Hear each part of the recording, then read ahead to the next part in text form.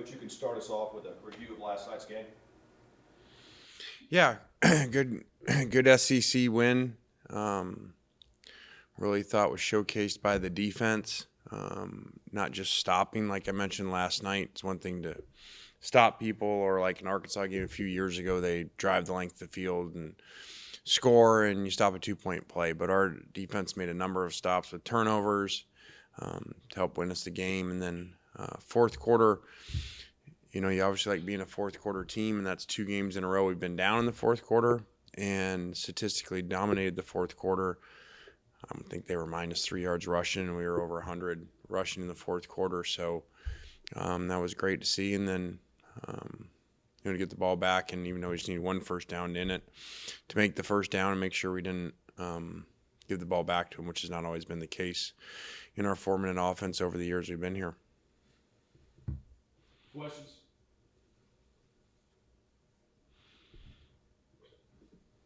Coach, with transfer portal and graduation portal and everything, I lose touch on.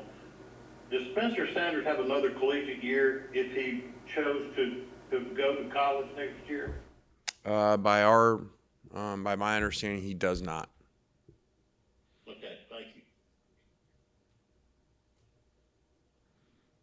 Lane, you touched on the fourth quarter success. To what extent do you think that's a function of your team's depth? Do you feel that having an impact at that time of the game?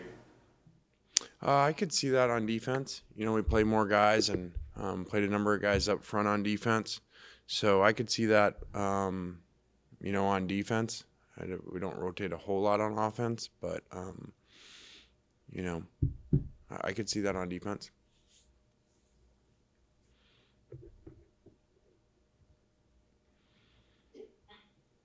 Lane, was Arkansas doing something schematically to take your tight end out of the passing game? Were we having to keep him in protection, or what was the plan there?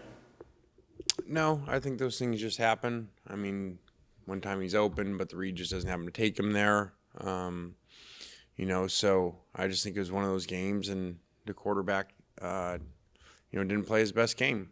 And we've been fortunate for him to be extremely accurate and play really well all year long. And sometimes you take that for granted when you see some other people miss passes and stuff, how well he's played. So I think that part of that was due to his injury during the game. So, and we didn't help him out, with he completed a long ball and was called back for holding, or we drop an in route on third down. So we didn't help him either.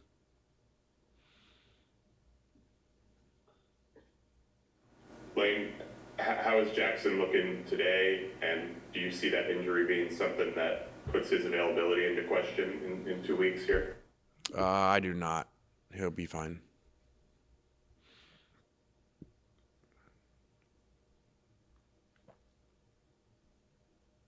What do you attribute the turnaround on the defense, Lane? Not playing LSU's quarterback and receivers. Okay.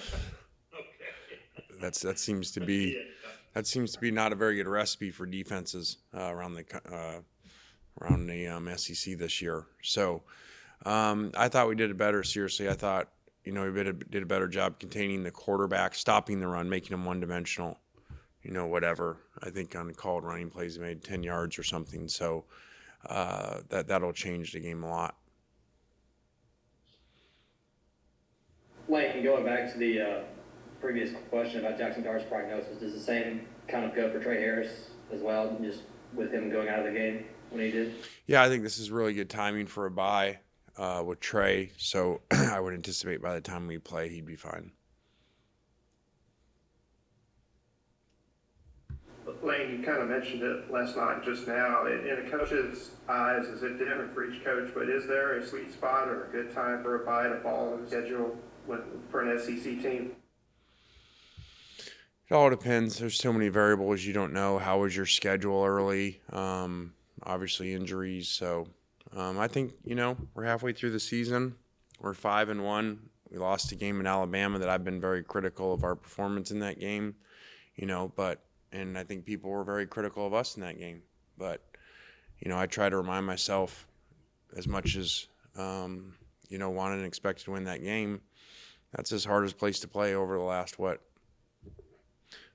6 years or something like that. Have they lost one SEC home game to arguably the greatest team in the history of college football, Joe Burrow and company? So that's a pretty hard place to play in this conference. So I think that's a good reminder to be 5-1 and, to have been ahead at halftime and lose that game. Obviously, we're not pleased with it, but, kind of a refreshing reminder when, we took so much heat for, losing that game in Tuscaloosa, which kind of almost everybody in this conference has done. Lane, you were 7-1 last year, 5-1 this year. Is there something you learned from last year that you can pass on to the guys to, keep them on this road? Yeah, I think this team's different. I know coaches, say that, but I do. I think in Tulane that showed up. I mean, it's really showed up. I think about 3 games we've been behind. Late in the game. So that's very different than I would think that last year's team where we were ahead most of those. And so I think this team's different. But, that team I think was coming off the Sugar Bowl year and a lot of marquee portal names that I always said if it doesn't go good, that's a hard situation to be, kind of like big name free agency in the NBA. Either goes really well or then towards the end of the year it doesn't. So I think we're different. Lane, what needs to happen over this bye week, the next couple weeks, to put you in the best spot possible going into the back half of the season? I think somehow, just start to play complete games instead of one side or the other. Secure some special teams things up, and just continue to develop.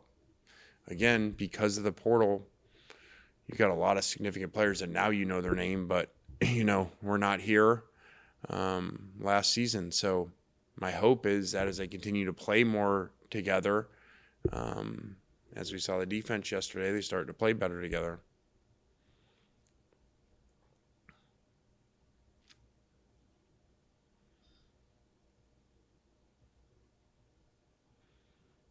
Anything else for Coach?